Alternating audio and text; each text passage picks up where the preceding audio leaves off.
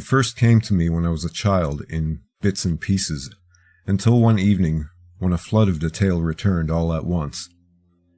It was Christmas time, and I stood there in my living room, dimly lit by only the lights of the Christmas tree. I looked to the mantel, and then to our large, rectangular picture window. Many times the impression that this window should be an oval had entered my mind. I was confused about why it wasn't. Now when I looked to the picture window, it became an oval again. I was in my mind's eye. So I turned my gaze toward where our kitchen should be. This too triggered a memory. There was a larger, more cavernous space of some kind here. It was bright, an impression of a large crowd.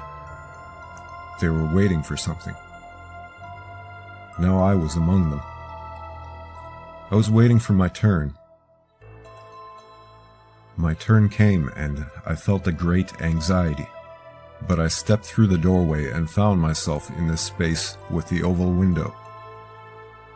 This darker space was somewhat formless and sparsely decorated.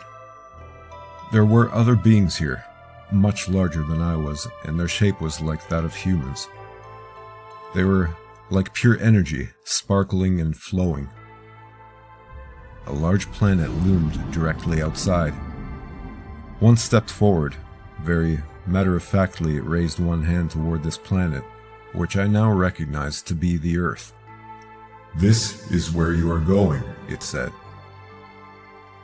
I was now very afraid. "I don't like it there."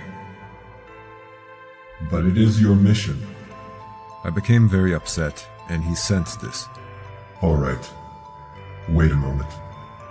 My guide walked over to his companions, who were of many varying colors. They stood in a circle and conferred with each other. I sensed no emotion from these beings. They were merely there to inform me. They felt like they were guides of some kind. "It has been taken care of. You must trust us and go."